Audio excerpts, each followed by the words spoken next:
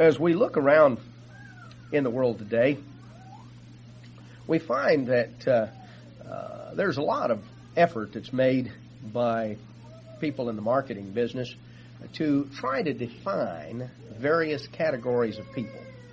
And they do incredible amounts of research, incredible amounts of opinion sampling and polling to try and identify all of these various market segments. And they can come in, they can identify, tell you an incredible amount of stuff about the characteristics of the people who subscribe to a certain magazine, who watch a certain television program, whatever it may be.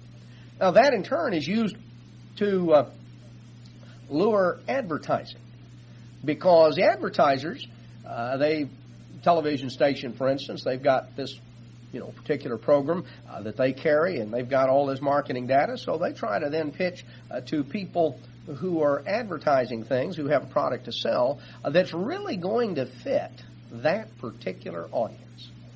And they will try and show the advertisers say, well, look, these are the demographics of our viewers, and they're in this age category, and this income category, and this education category, and they have these interests, and boy, you really need to advertise on our program. Your product. We look around and we realize that people often divide up into all these little segments, and they have different things that sort of define them. I guess my question to you would be, what is it that defines you? Most people are defined by the around. In a lot of cases, they're defined by a reaction to people, places, things. We use a term we talk about status symbols, because a lot of folks are very conscious about their status, and they want the symbols that identify that status. And that symbol identifies them. In fact, there's a market for what are called knockoffs. Those are things that look like the status symbol, but they're a lot cheaper. And you buy it because, if you just sort of show it a little bit, it looks like a Rolex. Or it looks like, whatever it is. And that's the reason you got it, because it's not because you want to know what time it is and you needed to watch. It was because you wanted something to impress the other guy. And depends, status for different people, or what defines different people, it can be a little bit different. Some people, it's money. What they want is money. They're after money. That if they can just get enough money, that's good. They define their value, their worth, their identity sort of revolves around the money they're making. And with some people, it's not just the amount of money or the money that's in the bank. It's the status symbols that show that they've got money. Now, sometimes the folks that look like they got a lot of money really don't. They owe everybody in the country for what they're driving and what they're wearing and what they've got.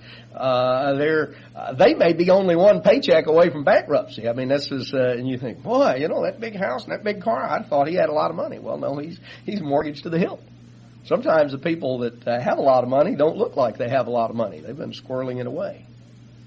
But people look for different things. For some people, it's money or the symbols that money can buy, because they value things based on money. Others, it's not so much the money. What really defines them, what they're after, is power. Money may be a means to an end, but it's not just the money that they want. They want power. They want control. And that really is what their life is all about. But that's not all. There are different things that, we live in a culture where one of the things that's certainly defines a lot of people is the desire for celebrity status. Oh, they want a prime example. Look at some of these. Well, I don't really advocate that you look at them a whole lot, but we're all aware of some of these television shows, so-called reality shows. Look at the things that people do in order to get on television. Now, you look at that and you think, why in the world would you just make a total fool out of yourself in front of everybody? Hey, I'll be famous. All these people will see me. And so they're 15 minutes of fame. They'll do incredible things. For some people, they really want to be respected. They want to be looked up to. Remember the Pharisees of Jesus' day, some of the religious leaders, and Jesus chided them about what defined them, what they were after. He said, you love to sit in the uppermost seats at a banquet or a feast. Like for people to greet you on the street. Oh, teacher so-and-so, doctor so-and-so. Oh, yes, They love the outward trappings. They were after status. It wasn't necessarily money. They wanted the status of respect, of people really being impressed with them. Some of them made quite a production when they dropped their money in the treasury box there at the temple.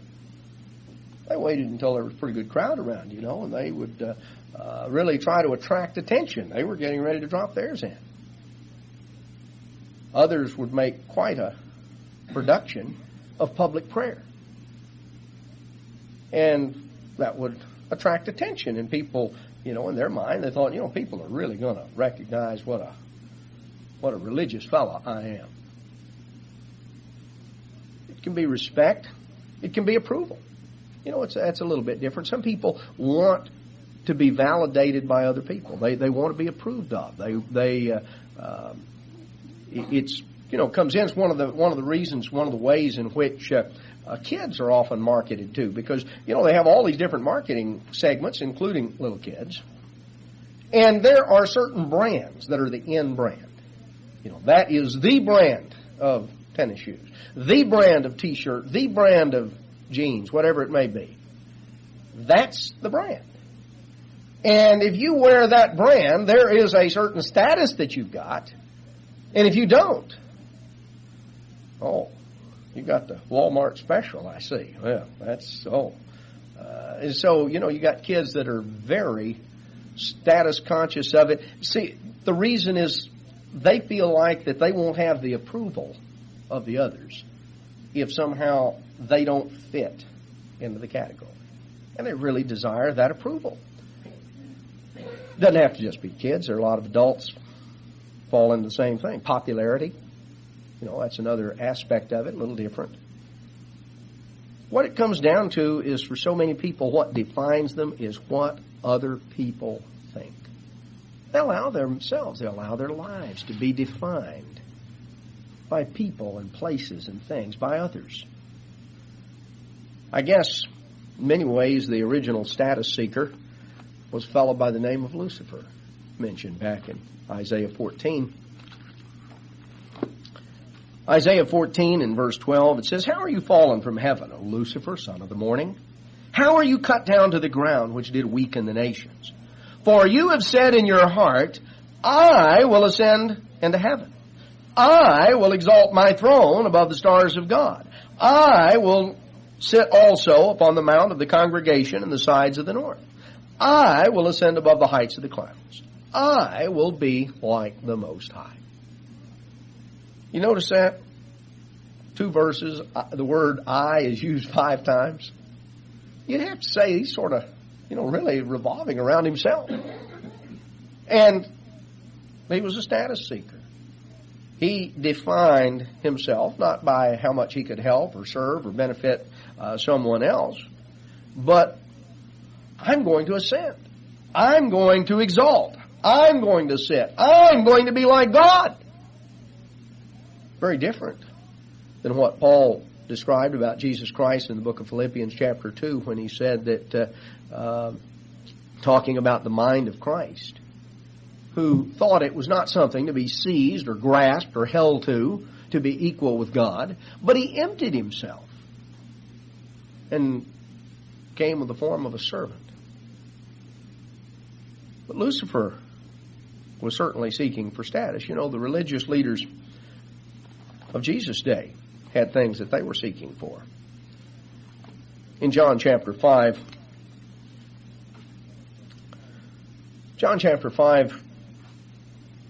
we'll pick it up in verse 36. Now, in the context, John the Baptist had been under discussion and what he had done and his role. And Jesus now tells these religious leaders, John 5:36, he says, I have greater witness than that of John. For the works which the Father has given me to finish, the same works that I do, bear witness of me, that the Father has sent me. And the Father himself, which has sent me, has borne witness of me. You've neither heard his voice at any time nor seen his shape. You don't even have his word abiding in you. For whom he has sent, him you don't believe. Search the Scriptures, Jesus said. In them you think you have eternal life, and they are they which testify of me. You will not come to me that you may have life. I receive not honor from men, but I know you, that you have not the love of God in you. I'm come in my Father's name, and you don't receive me. Somebody else comes in his own name, you'll receive him. How can you believe which receive honor one of another, and seek not the honor that comes from God? Don't think that I'm going to accuse you to the Father. There's one that accuses you, even Moses, in whom you trust. For had you believed Moses, you would have believed me, for he wrote of me. If you believe not his writings, how are you going to believe my words? Jesus said, I've got plenty of witness that testifies of who I am. And he enumerated that. He said, the Scriptures bear witness of me. The Scriptures point to me. I'm identified and I fulfill the prophecies referring to the Messiah. There are many points of Scripture that point to me.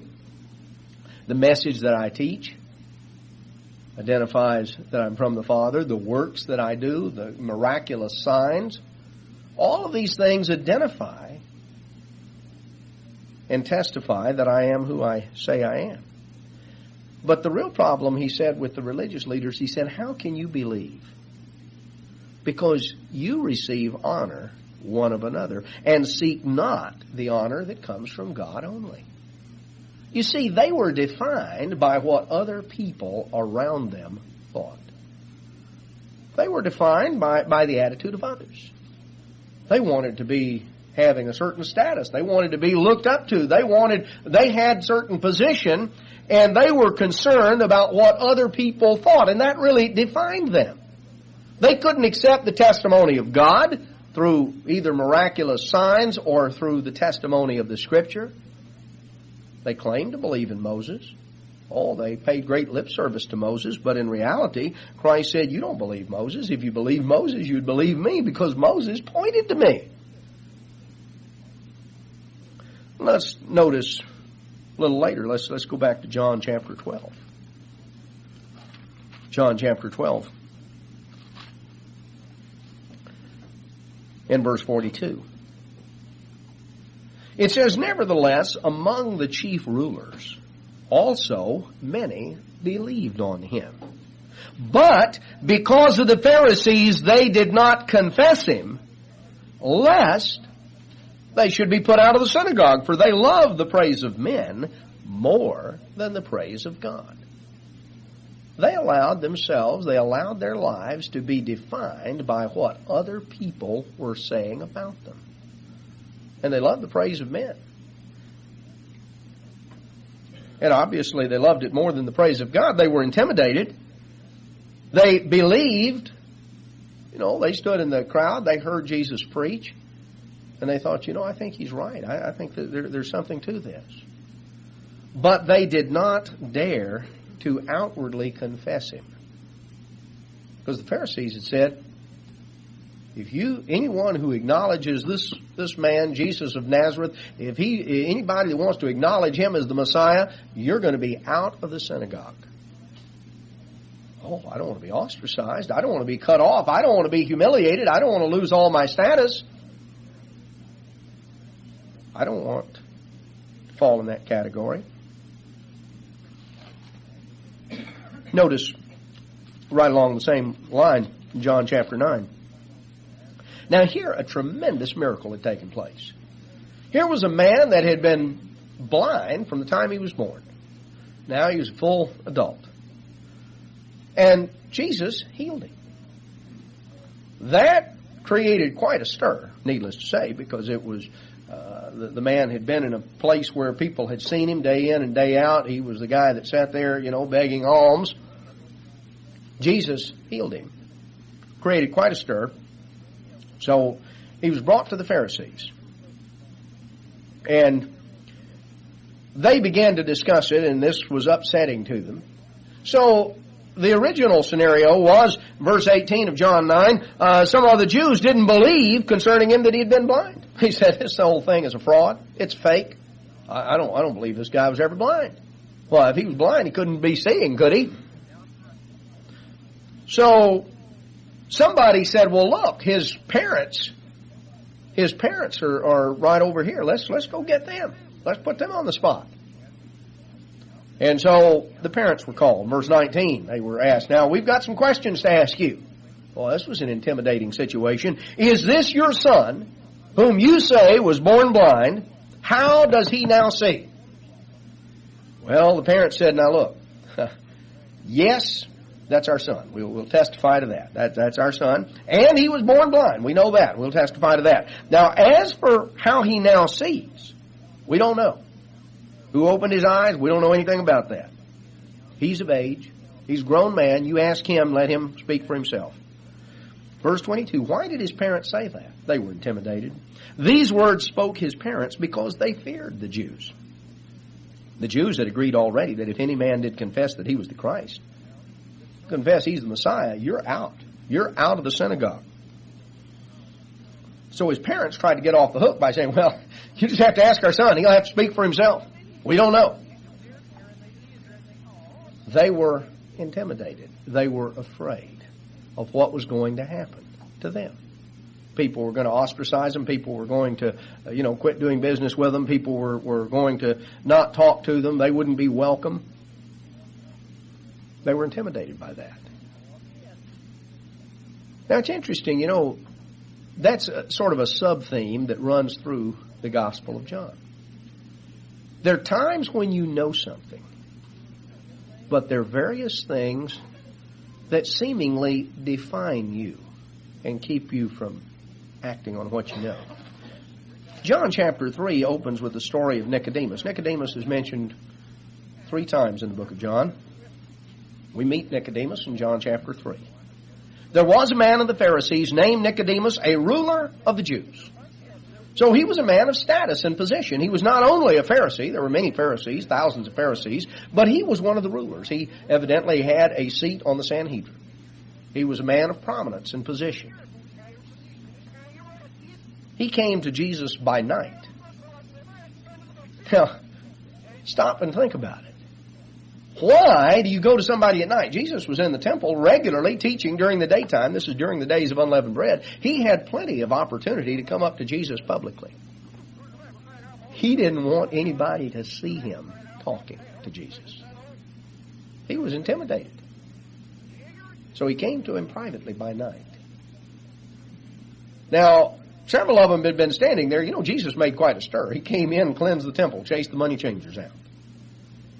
But he confirmed his authority to do that by performing dramatic signs, miraculous signs, right there in the temple. People were healed.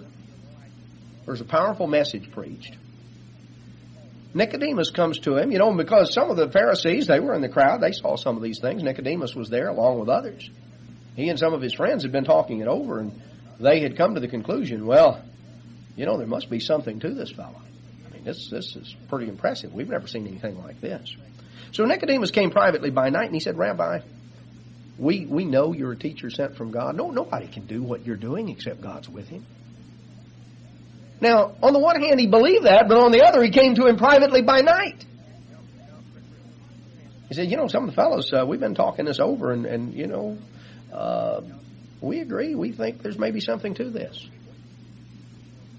Now, Jesus very quickly turned the tables on Nicodemus. You see, Nicodemus didn't come and say, Lord, what must I do to be saved? Nicodemus figured he already was. His name was right up there near the top of the list, He came, in effect, saying, well, maybe, I bet maybe this will make you feel good. I'd sort of like to size you up in person, sort of talk a few things over and sort of get a first-hand feel. But, I'll make you feel good by going ahead and telling you that some of us have talked it over, and we think there may be something to this. there's still some opposition, but you're sort of moving toward having our approval. We may give you the good housekeeping seal of approval here if you, keep it up and just sort of do it just right. Well, Jesus wasn't interested in their good housekeeping seal of approval. Jesus said, I'm telling you, unless you're born again, you won't even see the kingdom of God. Well, boy, that was a shock to Nicodemus. He didn't realize that his being in or out of the kingdom was really something that needed to be discussed until this point. Now, Nicodemus came to Jesus. He was intrigued by his message. He believed that Jesus was from God.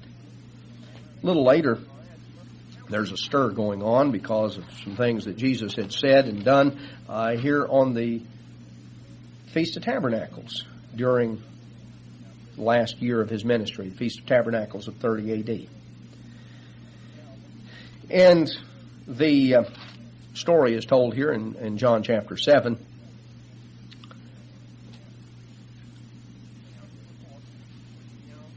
And notice when some of the chief priests and Pharisees had sent an officer there into the temple to arrest Jesus. Bring this fella out. Bring him over to us. Some of the officers, verse 45, came the officers to the chief priests and the Pharisees. And the chief priests and the Pharisees looked at him and said, "Where is the guy? I thought we sent you to get him. Why haven't you brought him?" And they said, "We never heard anybody speak like this man." They had gone marching over there, stood in the crowd, and just sort of been overwhelmed by what they saw and what they heard. And so they came back and they said, I don't know. We just never heard anybody. We never met anybody like that before. Well, boy, the Pharisees, you talk about getting ready to hit the roof. They said, "Are you also deceived? Have any of the rulers or the Pharisees believed on him? We know what's going on. We don't believe on him. This people, they don't even know the law. They're cursed. These sorry people, they're the only ones that believe on him." Nicodemus, who's there in the crowd, he pipes up. The Nicodemus says to them, and John adds in the parenthetical statement, "He that came to Jesus by night," being one of them. Oh. See, Nicodemus is in the crowd. These are his buddies. He's been with Jesus for this is 2.5 years since the incident where he met Jesus privately by night. Nicodemus hasn't said anything to anybody. Because remember, he's standing right here in the crowd, and what do they say? "Why, have any of the rulers believed on him?" They didn't know. Nicodemus did. See, Nicodemus had kept a very low profile. When Jesus' name came up, he just sort of stayed quiet. They didn't know.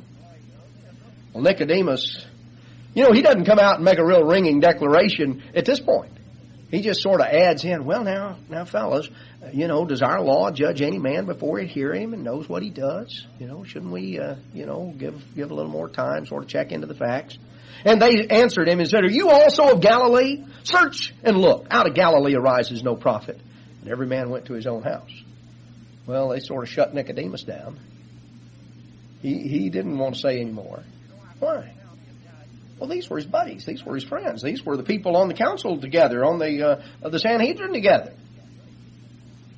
He valued their opinion, their approval, the esteem, the respect that he had. Think about it. Now, 2.5 years have gone by. Nicodemus undoubtedly has taken advantage of all the opportunities that he had when Jesus was in the area to be in the crowd to listen. Well, a lot of the other religious leaders had too, so that didn't make Nicodemus stand out. But Nicodemus was convinced 2.5 years ago that Jesus must have been from God. And he knew some of his other friends believed the same way. Or at least were considering that. But they were intimidated by the Pharisees and the chief priests, the ones who were sort of the ones running the show. And so Nicodemus didn't let on.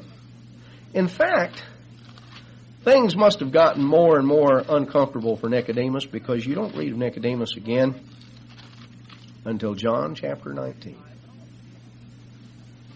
And in John 19, you read about Jesus having been taken out and crucified. and he died.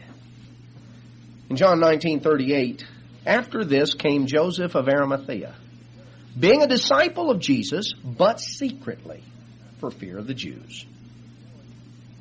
All right, up until this time, Joseph didn't take his stand in any sort of public context until the events, or at least what we're told about Joseph of Arimathea in Luke chapter 23.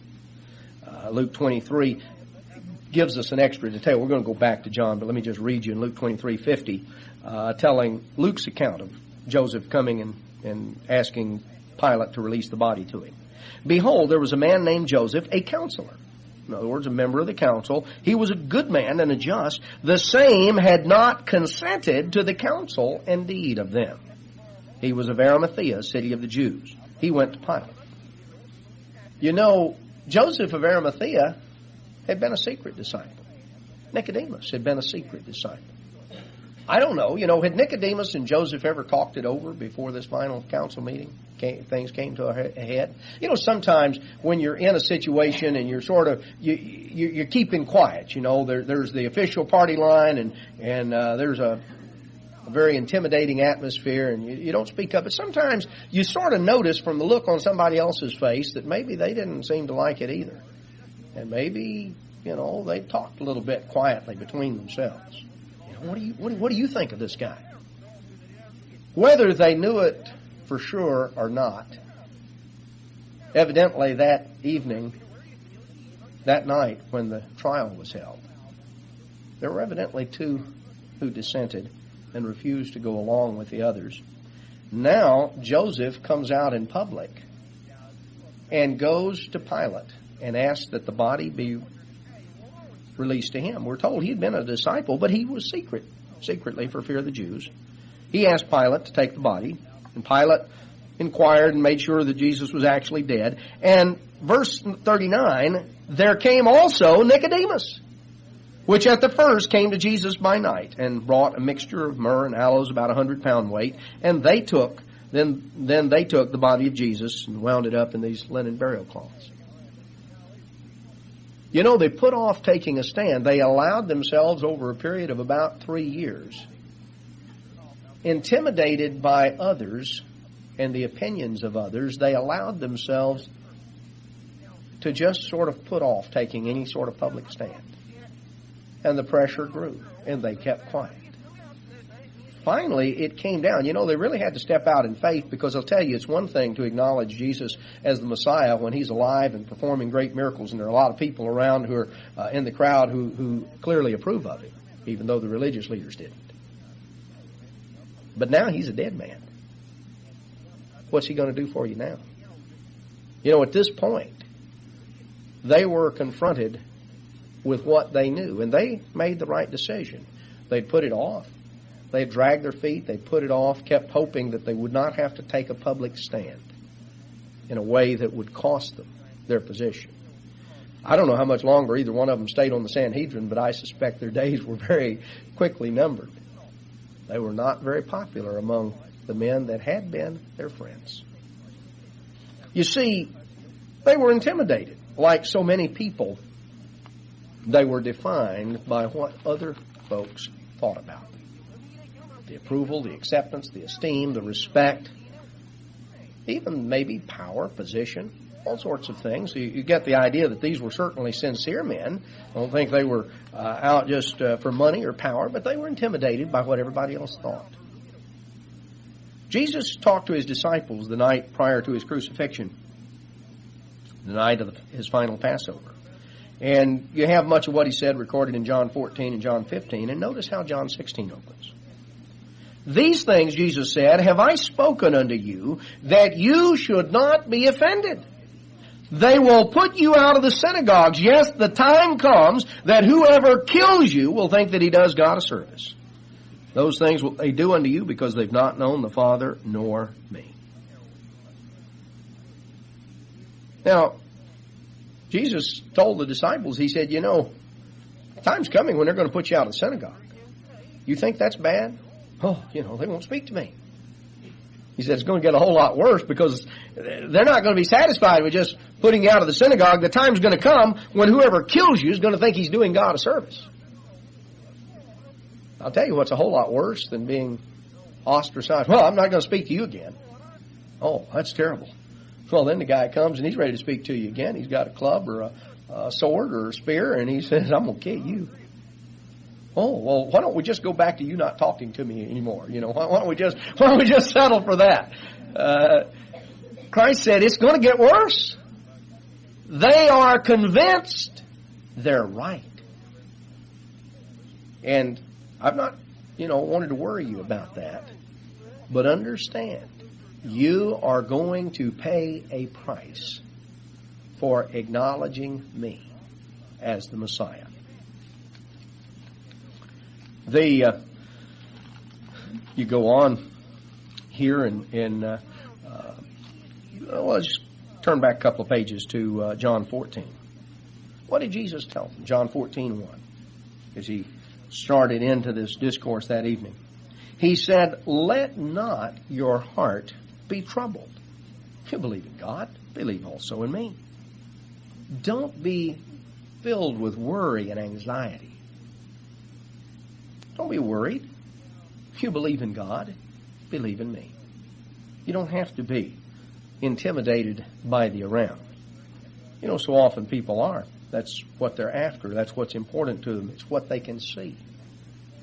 They're intimidated because of the attitude of others. They crave position. They crave various things, power, position. Notice back in Numbers chapter 16, you ever notice how sometimes when people go around accusing others, that in reality what they're doing so much accusing about, sometimes the very things that they're themselves guilty of. You read in Numbers chapter 16 about a man by the name of Korah. Korah, along with two of his buddies, two of his friends, Dathan and Abiram. Korah was a Levite. Dathan and Abiram were sons of Reuben. Verse 2, they rose up before Moses with certain of the children of Israel, 250 princes of the assembly, famous in the congregation, men of renown. And they gathered themselves together against Moses and against Aaron, and they said, you take too much upon you, seeing that all of the congregation are holy, every one of them, and the Lord is among them. Wherefore then lift you up yourselves above the congregation of the Lord. Oh, they said, Moses, you're in it. You're just on a power trip. You just want to be important. You just want to be right front and center. You're lifting yourself up above everybody else, and you're trying to put all the rest of us down. Now, that's not a good evaluation of Moses and Moses' motives. In fact, we have God's evaluation contained back in Numbers chapter 12 and verse 3. We're told, now the man Moses was very meek, above all men that are on the face of the earth. I don't know of any scripture in the Bible that indicates Korah was number 2. He was the second meekest man in all the earth. Just, humble as he could be. No. How long do you think Korah had been stirring this thing up? Sort of buddying up to some of these, he got a lot of folks stirred up. 250 princes of the congregation, men of renown. Saying, I don't think Moses is doing things very well. I'll tell you what, if I had anything to say about it, you'd be in a whole lot better. You'd be in a whole lot higher position than you are.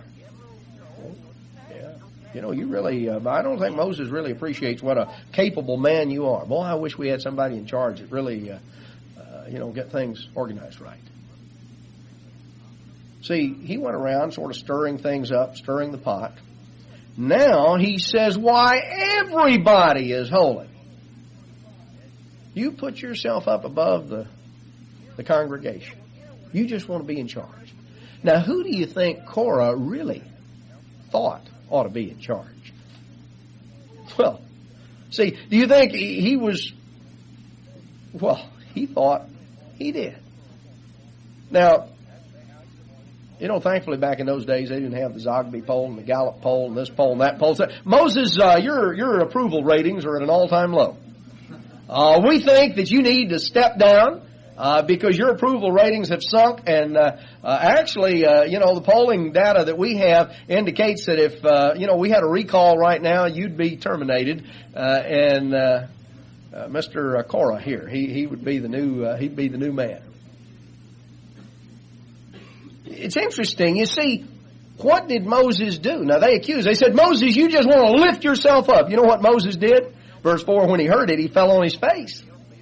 Moses wasn't trying to lift himself up. In fact, Moses fell on his face before God.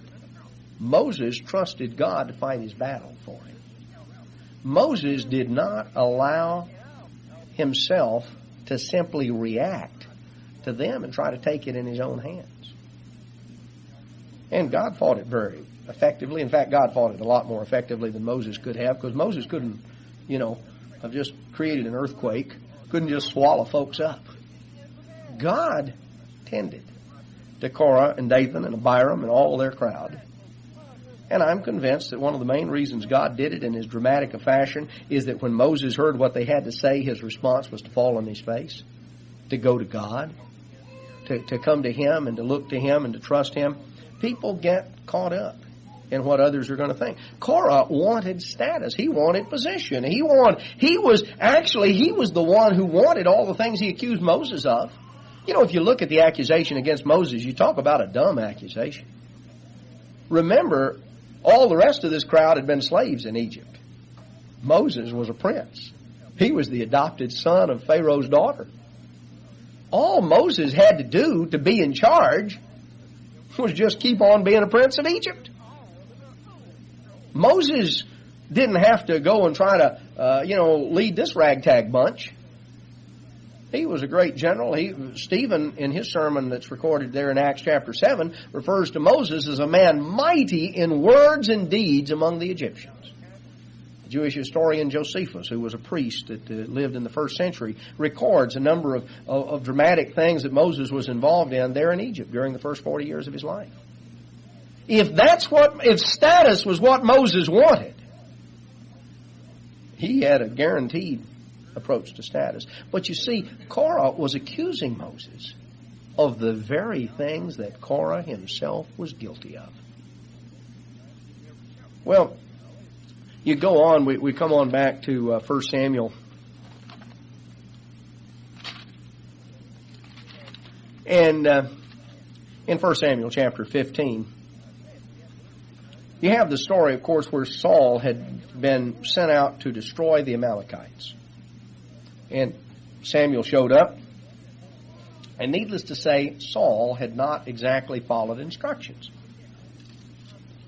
Samuel confronted him with it, and the first thing Saul did was began to deny it. No, he had really followed instructions. He wanted to argue about it.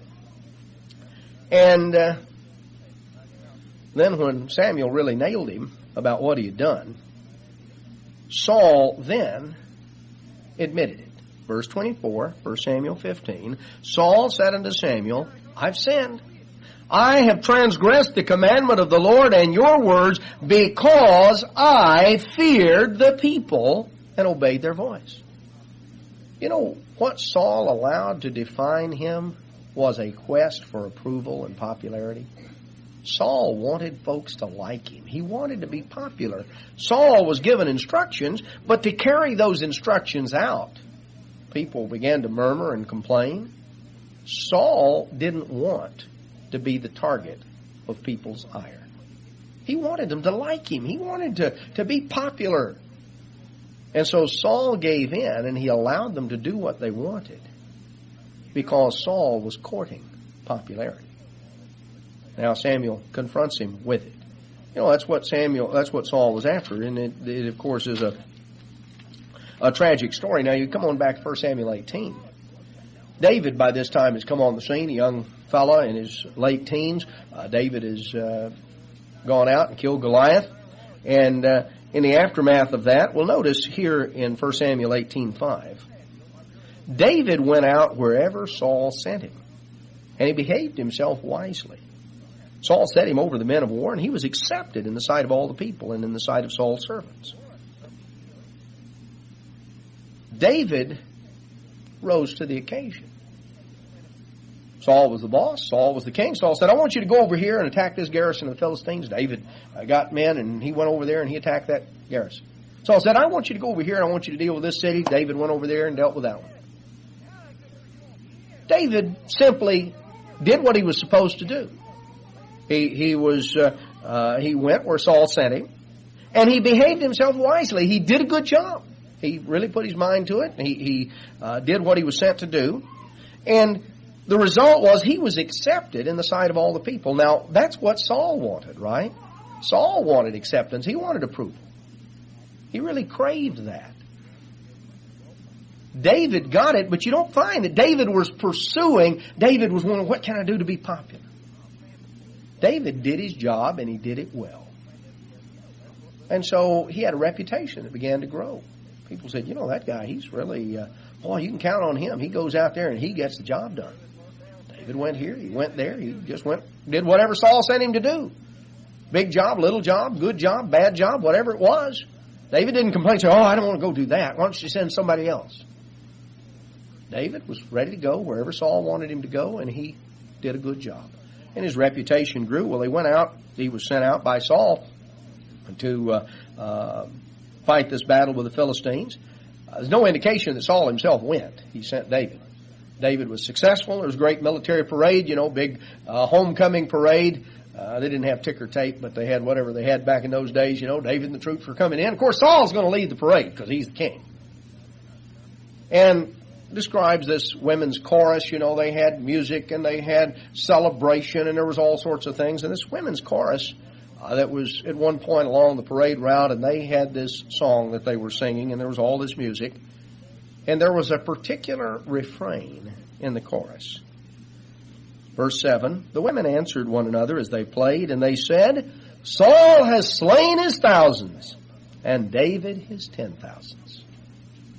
And Saul was very wroth. And the saying displeased him. He said, they've ascribed to David 10,000s. And to me they've ascribed but thousands. What can he have more but the kingdom? And Saul eyed David from that day forward. You see, Saul felt threatened by David. Saul defined himself by the status he had in the people's eyes. He wanted their approval. He wanted to be popular. He wanted to be the hero. He wanted to be the center of attention. He sent David to do all this stuff, and David just went and did it. Tried to do a good job. David wasn't courting popularity. David was just trying to do his job and to do a good job. But, as David was successful, then his reputation grew. And Saul became very jealous. And, it's interesting because it became a self-fulfilling prophecy.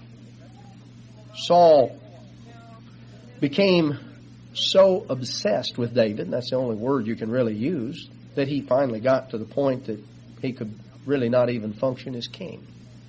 He'd hear somebody had sent word, David's over there in those caves of En-Gedi. Well, Saul, take off. Well, he couldn't find him there. Well, hey, I heard he's over here in the Judean wilderness. Oh, well, let's go over here. Saul spends several years chasing all around the country. Every time he gets a report of David, he takes off. Because you see, Saul is convinced that David is his problem. He's convinced that if he could get rid of David, all his problems would be solved. Now,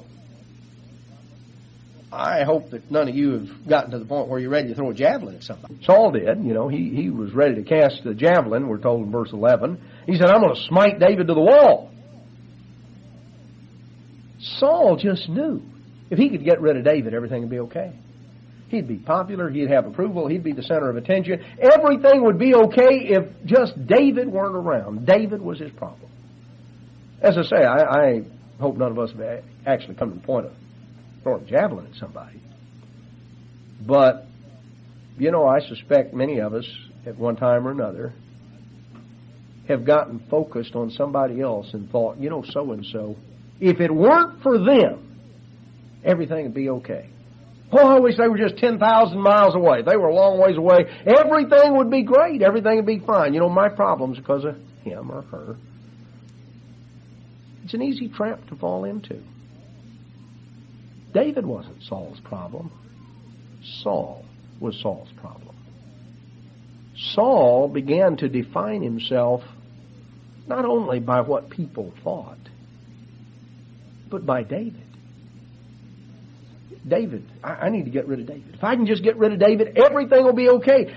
Everything will be fine. I won't have any problems. I just got to get rid of David.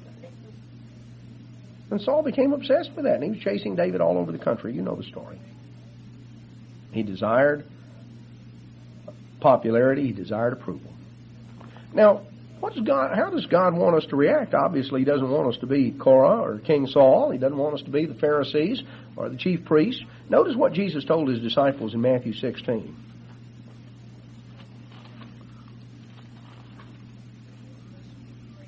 Matthew 16, verse 24. Jesus said unto His disciples, He said, If any man will come after me, let him deny himself, take up his cross, and follow me. For whosoever will save his life shall lose it. Whoever will lose his life for my sake shall find it. What is a man profited if he gains the whole world and loses his own soul? What shall a man give in exchange for his soul? The Son of Man shall come in the glory of his Father with his angels, and then shall he reward every man according to his work. See, it's a matter of what are you after?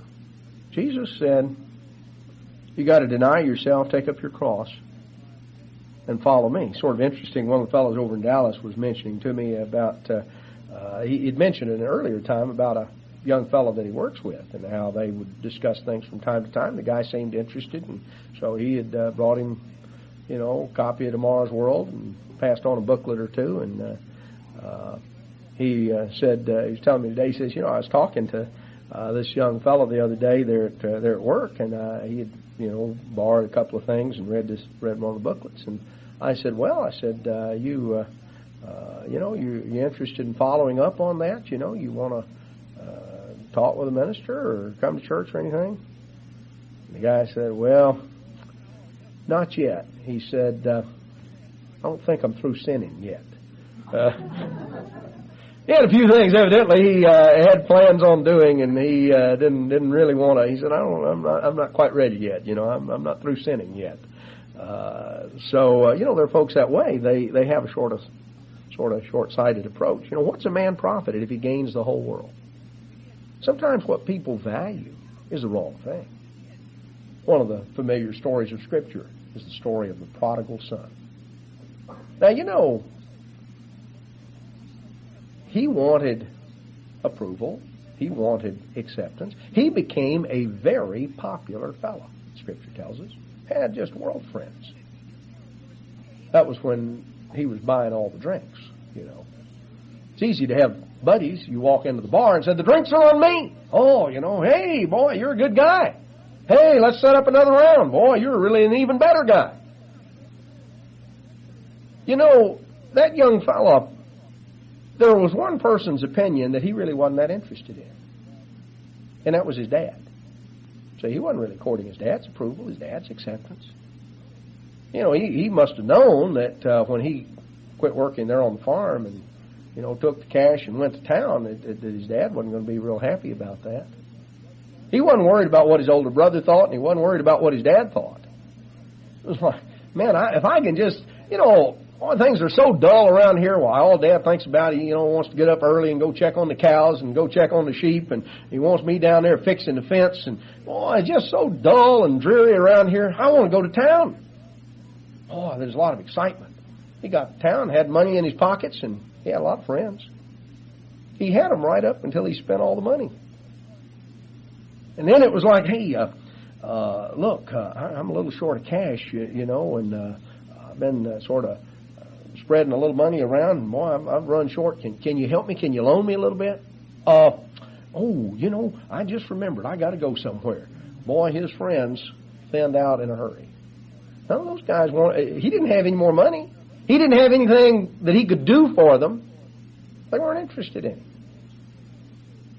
And he went through a period of time of realizing how shallow and empty was the popularity he had bought. See, he valued the wrong thing. What's a man profited if he gains the whole world? He just gains it temporarily. He was the most popular guy in town for a while because he had a lot of money and he was spending it freely. But he ran out of money. And he ran out of friends. He finally got so desperate he was willing to turn around and go back home to ask for a job. And he found out that the only person that really cared about him was the person whose opinion he didn't think counted. Because his dad was the only one there to greet him with open arms when he came home broke. When he came home and didn't really have anything that he had really made a mess out of things. It was his dad that was standing there to grab him and greet him with open arms. You know, it's important to realize, and Christ brings this out here, you know, what we seek, if it is to save our life, if what we're pursuing is to advance the self, if we allow ourselves to be defined by the status symbols, by the things of the around, then we're in serious trouble. If you seek to save your life, you'll lose it. Let's go back to Isaiah 51. Sort of put some things in perspective. Isaiah chapter 51, verse 1. Hearken to me, you that follow after righteousness, you that seek the Lord, look unto the rock whence you're hewn, and to the hole of the pit whence you're dug. Look to Abraham your father, and Sarah that bore you. For I called him alone, and blessed him, and increased him. He says, if you really want to follow after righteousness, then look at the example of Abraham and Sarah. They trusted me. They believed me. And that faith, that confidence they had in me, was the real basis of their relationship with me. Well, it goes on and talks about various things of what God's going to do. And notice here in verse 6, Isaiah says, lift up your eyes to the heavens and look upon the earth beneath. Look up, look down, look around, and stop and consider something. You see, all the things you see, the sun, the moon, the stars, the ground, the mountains, everything. The heavens are going to vanish away like smoke, and the earth is going to wax old like a garment. And they that dwell therein shall die in like manner. But my salvation shall be forever. My righteousness will not be abolished. Hearken unto me, you that know righteousness. The people in whose heart is my law, fear not the reproach of men, neither be afraid of their revilings. The moth will eat them up like a garment, and the worm's going to eat them like wool. My righteousness will be forever, and my salvation from generation to generation. He says, you look around, you're so impressed with people, with things.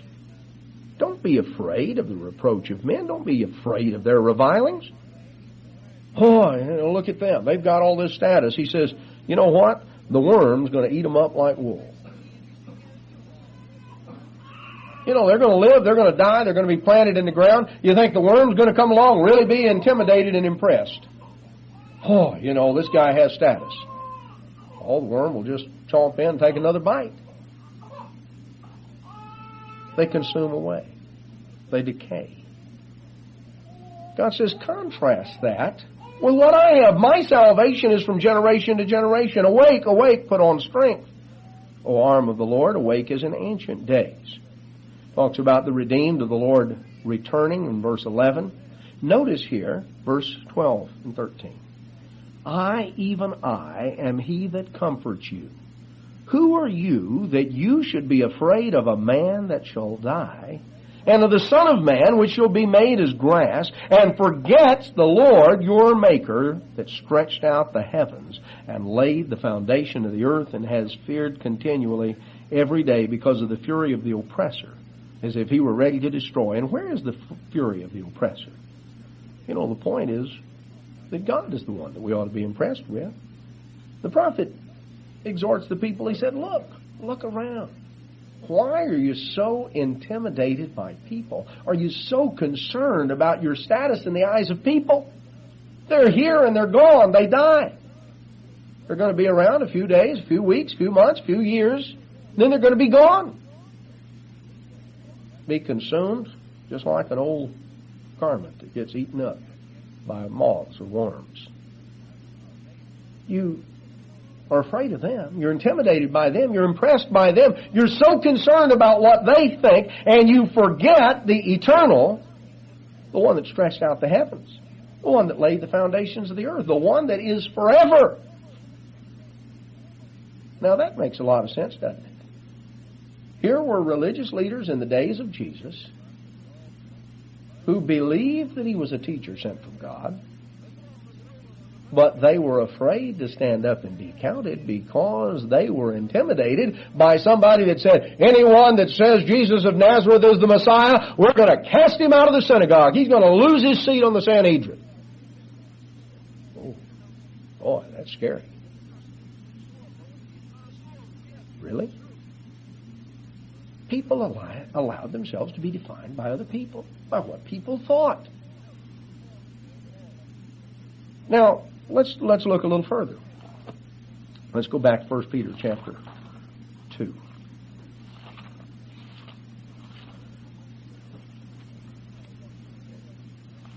You know what Isaiah advocates, what Christ talked about in Matthew 16? He that seeks to save his life will lose it. He that's willing to lose it for my sake will save it. Christ said, don't pursue self-protective strategy. Don't be focused on trying to protect the self, trying to insulate the self, take care of the self, but trying to ensure that the self is okay. If what you pursue is trying to protect the self,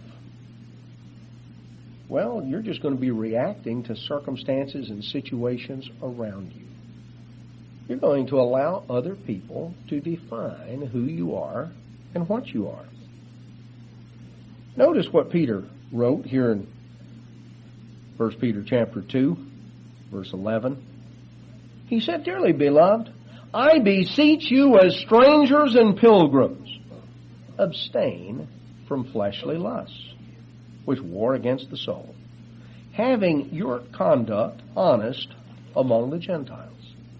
Where they speak against you as evildoers, they may by your good works, which they will behold, glorify God in the day of visitation. Submit yourself to every ordinance of man for the Lord's sake, whether the king or governors or whomever. He went on to say, verse 17, show honor to everybody, show respect and honor to all men, love the brotherhood, fear God, honor the king. Servants, be subject to your own masters with all fear, with deep respect, not only to the good and gentle, not only to the ones who are good bosses, good masters, but also to the ones that are contrary, the ones that are froward.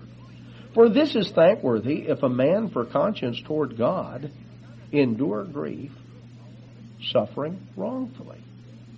What glory is it if, when you're buffeted for your faults, you take it patiently? But if, when you do well and suffer for it, you take it patiently, that is acceptable with God. For even hereunto were you called, because Christ also suffered for us, leaving us an example that you should follow his steps. Who did no sin, this is the example Christ left, who did no sin, neither was guile found in his mouth, was not deceitful and clever and trying to maneuver and manipulate, who, when he was reviled, reviled not again. When he was reviled, he didn't all of a sudden, start giving the guy a good cussing and saying, you sorry so-and-so, let me tell you. When he was reviled, he didn't do that. He didn't revile again. When he suffered, he didn't threaten. Well, I'm going to get you. I'm going to get even with you. I'm going to fix you. When he was reviled, he didn't revile again. People said things about him. He didn't go around saying things about them. When he suffered, he didn't threaten. He committed himself to him that judges righteously, who his own self bore our sins in his own body on the tree, that we, being dead to sin, should live unto righteousness, by whose stripes you're healed. Your sheep going astray, but now you're returned unto the shepherd and bishop of your souls. Now, stop and think about it a second. We've just read this here in 1 Peter. Let's turn back to John chapter 18. I want to show you something. I want you to stop and consider. Peter is writing about Christ's example. And Peter knew what Christ's example was. He was an eyewitness. But remember something that John brought out about Peter. John chapter 18. We'll read verse 10. This is when the soldiers came to arrest Jesus the night prior to the crucifixion. John 18:10, then Simon Peter, having a sword, drew it, and he smote the high priest's servant and cut off his right ear. The servant's name was Malchus. And Jesus said to Peter, put up your sword. The cup that my Father has given me, shall I not drink it? You know, one of the other gospel accounts, he tells Peter, don't you realize that even now I could ask of my Father and he'd send 12 legions of angels? You know, the one who wrote about Jesus' example, he said, Jesus suffered for us. He set us an example. When he was reviled, he didn't revile again. When he suffered, he didn't threaten. That was written by the guy that pulled out a sword and was ready to chop people up. See, Peter's normal reaction, there's no place that I know of in the New Testament that says, after Moses died, Peter was the next meekest man in all the earth. Peter, it didn't come naturally to Peter when he was reviled to not revile back. It didn't just come easily to Peter when he suffered, not to threaten. When he suffered or when he saw his friend suffering, he was ready to do more than threaten. He wasn't just going to stand there and shoot his mouth off. He was going to pull out his sword and go after those guys. When he cut his ear off, I don't think he was just sort of aiming to just sort of nick his ear. It says he attacked the high priest's servant. The servant, he swung the sword and the servant dodged, and next thing you know, blood was streaming down the side of his head and his ear was laying on the ground. And the next thing they knew, Jesus reached down and picked up the ear and put it back on. And the blood stopped and the pain stopped. And, can you imagine the impact that must have had on that high priest's servant? A guy attacks him with a sword. I mean, he's coming to arrest somebody. Going to haul him off and take him to be beaten and take him to be crucified. I mean, he knows the details of what's happening over the next hours as he sees it unfold. And as he stands there in the guard and he sees all this stuff, it has to keep going through his mind. He saved my life. This guy was coming after me with a sword. He chopped my ear off. You think Peter was ready to put his sword back up then? Well, I guess I've shown you. He put his sword up because Jesus told him to put his sword up. And Jesus picked up the ear, put it back on, and was healed. Well, you don't think that guy kept reaching up there and sort of touching the ear and, thinking, how did that happen? Peter learned a lesson, and at the time Peter wrote 1 Peter, we're talking 20, 30 years after the events described in John 18. How many times over those years do you think Peter relived some of those events in his mind? And he thought about how he tried to handle things, and how totally at variance his natural response was with what Jesus' response was. And so when Peter wrote later in 1 Peter chapter 2, and he said, Jesus set us an example. He said, it's not just enough to sort of grit your teeth and bear it when you got it coming. He says, what about when you don't have it coming? He said, when he was reviled, he didn't revile again. Peter says, I know, I was there. I saw those things. I know how he handled it. Never heard him do that. When he suffered, he didn't threaten. Don't you think that impacted Peter's life? It gave him something to meditate on and think about. It was one of those events during the course of those few days around the resurrection that totally changed Peter's life. You read in the book of Acts on various occasions of Peter being arrested. But you never read of him pulling out his sword and going to it with the guys, and they finally overpowered him and took his sword. Peter didn't handle it that way anymore. You don't ever find any reference to that in the book of Acts. Peter was faced that evening with the absolute total contrast between the way Jesus handled things and the way he handled things. Christ refused to be defined by the attitudes and reaction of others. Just because they were going to yell and curse and scream at him didn't mean that he was going to do that to them. Just because they were going to threaten, just because they were going to do this, just because they were going to do that, Christ did not allow their behavior to make him into something else. He didn't allow them to define what he was going to be and how he was going to act. And that's the key. You see, I opened the sermon by saying, what is it that defines you? Is it other people? Whether it's a quest for status and approval or power or money or things that impress? Or it can be in other ways. You see, we can react to other people and what they do and what they say. And the next thing you know, we've become a different person because of who's around, because of what they're saying, what they're doing. It's changing us. That was a lesson Peter learned that night.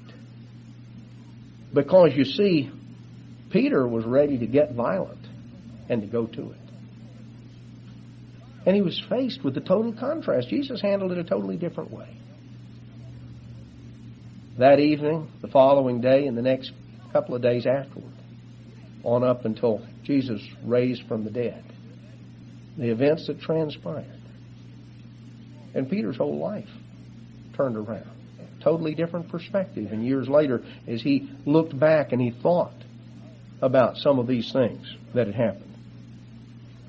And so, of course, what we're told, what Paul tells us in Philippians chapter 2 and verse 5, let this mind be in you, which was also in Christ Jesus. Have the mind of Christ. We're crucified with Christ, Paul tells us in Galatians. The life we now live in the flesh, we live by the power of the Son of God who loved us and gave himself for us. Notice in Romans chapter 8. You see, the question comes down ultimately in our lives, are we going to be defined by the flesh or by the Spirit? That's really the issue. That's the issue for all of us. Paul says in Romans 8:4, the righteousness of the law might be fulfilled in us who walk not after the flesh, but after the Spirit. They that are after the flesh do mind the things of the flesh. They that are after the Spirit, the things of the Spirit. It's what you're after. Pursuing the flesh or pursuing the Spirit. Now the trouble is, to be carnally minded, to be fleshly minded is death, to be spiritually minded is life. In fact, we're told in verse 8, those that are in the flesh can't please God. But you're not in the flesh, but in the Spirit, if the Spirit of God dwells in you. If any man have not the Spirit of Christ, he's none of his. And if Christ is in you, the body is dead because of sin, the Spirit is life because of righteousness. He went on to explain, you see, verse 13, if you live after the flesh, you're going to die, but if through the Spirit you mortify, put to death the deeds of the body, you'll live. For as many as are led by the Spirit of God, they are the sons of God. They're the sons of God. Notice, back in the book of Galatians, you know, Peter wasn't the only one that of the disciples that had lessons to learn. All of them did. We have a few of those examples. You know, everybody that Christ picked, he didn't just go out and pick the people who were just naturally the most mild-mannered and easy of people. What about James and John? You know, they were good friends of Peter's. They grew up together. They worked together. Well, you remember them. You know, Jesus even gave them a nickname. He called them the Sons of Thunder. And we're not told all the incidents that they were involved in that nickname, but it was something that fit them. And on through the period of time Jesus was with them. You remember the time when they were walking on the way from Galilee, coming south, coming through Samaria on their way to Jerusalem? Stopped in a little town to buy food, buy something to eat. Folks there said, we don't sell to your kind. We don't want you here. We're not going to sell anything to you. Boy, James and John, they just infuriated him. He said, Lord, you want us to just go ahead and call fire down from heaven? We'll be like Elijah, just call fire down from heaven, just whoosh, just blow them up. And Jesus said, why don't we just go on to the next town? I've got another suggestion. Let's just go to the next town. They'll sell us something there. See, their reaction and Jesus' reaction were very different.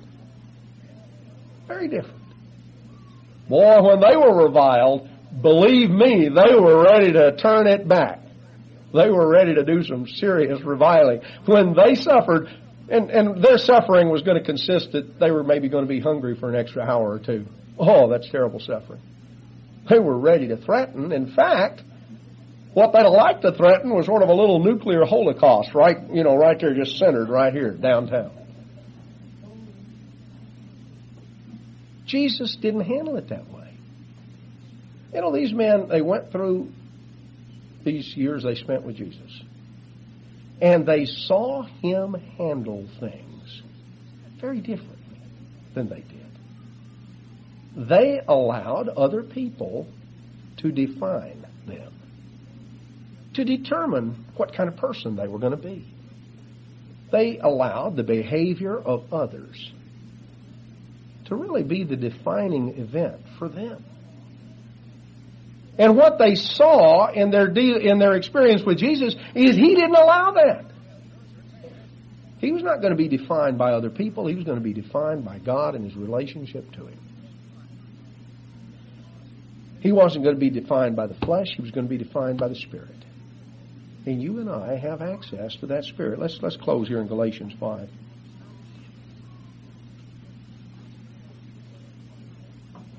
Jesus said, or inspired Paul to write here in Galatians 5, verse 16, this I say, walk in the Spirit, and you won't fulfill the lust of the flesh.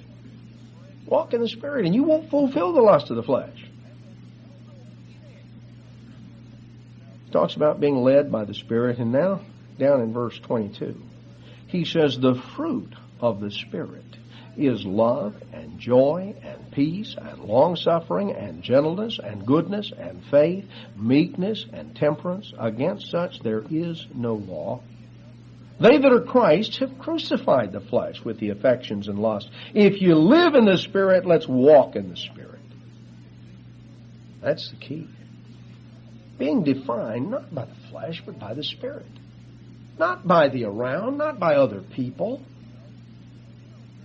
but by God, by our love and trust for him, by the fruits of the Spirit born in our lives.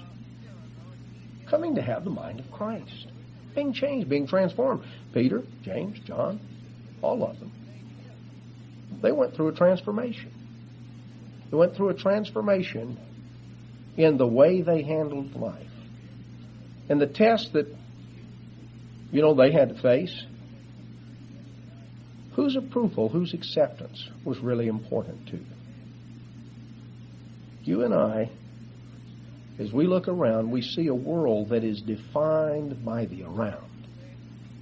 We see people, the natural tendency is to be defined by others. And we are faced with the fact that if we will live in the Spirit, then we have to walk in the Spirit. The flesh leads us one way, but the Spirit leads an entirely different way. Let this mind be in you, which was also in Christ Jesus.